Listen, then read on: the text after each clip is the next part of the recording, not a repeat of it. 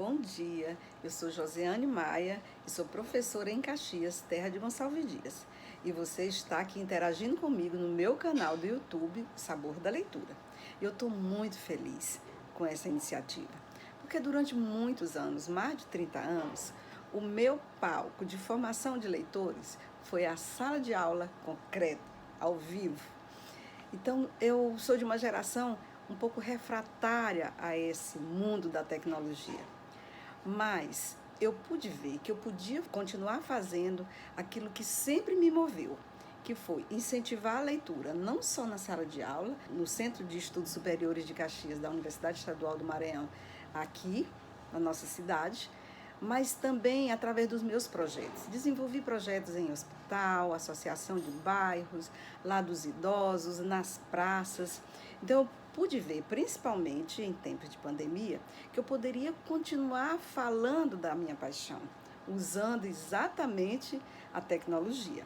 Então, voltando aqui ao meu objetivo, na postagem anterior, nós falamos do leitor iniciante. Se você não viu, vá lá conferir. Veja que eu coloquei o tipo de livro adequado e eu li O Rabo do Gato.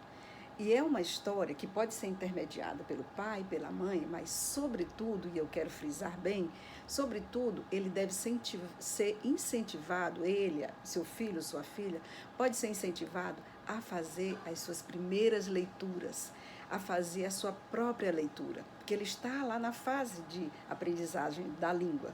Então é muito importante que ele sinta-se motivado a ler, porque ele vai começar a descobrir o prazer da leitura.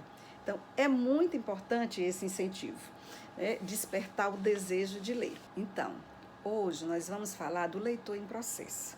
É aquela criança que está entre 8 e 9 anos. Mas quero lembrar, é muito importante você atentar ao que eu vou dizer. Essa idade, ela não é um parâmetro fechado. O que vai indicar se seu filho, se sua filha é um leitor em processo, é exatamente a maturidade que ele demonstra. Mas o leitor em processo se caracteriza também por aquele leitor, por aquela criança que já tem um certo domínio da leitura. Ele já deu um salto qualitativo lá daquela fase de leitor iniciante e já domina o mecanismo da leitura. Isso mesmo. E sabe como é que ele pode já ter dado esse salto qualitativo? Se você leu sistematicamente, todo dia, principalmente à noite, na hora de dormir, aquelas narrativas clássicas, os contos de fadas, se você recitou ou leu poesia, se cantou quadrinhos populares, esse processo se instala naturalmente. O mecanismo da leitura começa a ser dominado naturalmente. Eu falo de um lugar da minha experiência como professora, pesquisadora.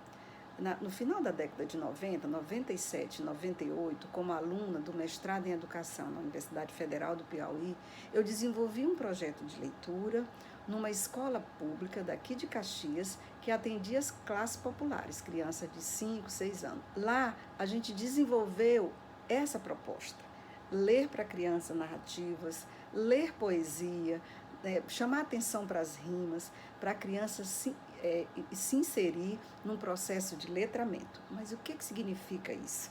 Significa que a criança não só entra num processo de decodificação da língua escrita, entendendo o mecanismo da sua língua materna, que é compreender os grafemas, a relação dos grafemas com os fonemas, mas a criança não só decodifica isso, mas ela também compreende o que lê. Ela opera nas funções sociais da língua. Ou seja, nós fazíamos atividades de leitura todos os dias e as crianças começaram a produzir textos já com sentido. E essa experiência está registrada em livro. Esse trabalho foi publicado pela editora Paulinas, a princípio, e depois pela Paco Editorial. E o livro é Literatura na Formação de Leitores e de Professores. Eu vou depois falar disso com mais vagar num outro post.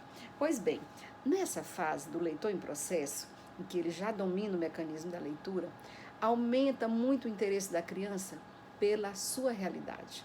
ele quer ter o conhecimento do que está ao seu redor. E mais, ele já demonstra uma certa racionalidade que de algum modo organiza o seu pensamento lógico para desafios, para questionamentos. E os questionamentos são muitos. A gente que é pai e mãe viveu isso e às vezes a gente fica até em calça justa, né? Saia justa, porque às vezes não sabe como responder. Pois bem, os livros respondem isso. Os livros estão aí, as narrativas, as poesias, para tratar, às vezes, de temas difíceis, como perda, tristeza, né, morte. Então, qual é o tipo mesmo de livro que serve para esse leitor em processo? É aquele livro em que a imagem dialoga com o texto. A situação apresentada na narrativa pode ser um conflito central, a narrativa se desenvolve de forma linear, ainda com princípio, meio e fim, e os fatos podem ser engraçados do cotidiano. Então, as histórias, as poesias aqui fazem uma ligação para a criança entre o mundo real e o mundo da fantasia. Bom, agora eu vou indicar os livros para o leitor em processo. Então, nós temos aqui Marcelo Marmelo Martelo. Esse era o livro preferido do meu filho mais velho, é da Ruth Rocha. E é muito interessante porque traz aqueles questionamentos que a criança faz, por que isso se chama aquilo, por que travesseiro não é cabeceiro, já que coloca a cabeça. Aí são mais duas histórias, né? Gabriela e Terezinha, aquela menina sapeca que vive inventando coisas, e o dono da bola, que o título já diz tudo.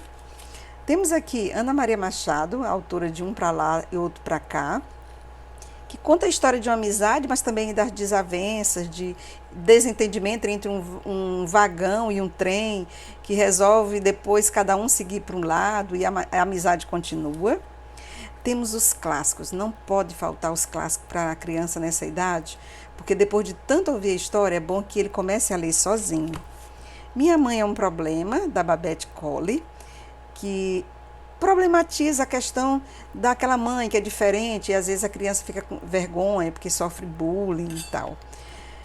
Sapo Vira Rei, Rei Vira Sapo, da Ruth Rocha, problematiza uma questão tão interessante que é o autoritarismo. Olha só como é importante, né? Se você gostou, dê um clique aqui no meu canal e divulgue entre os seus colegas, entre as suas colegas, pais e mães.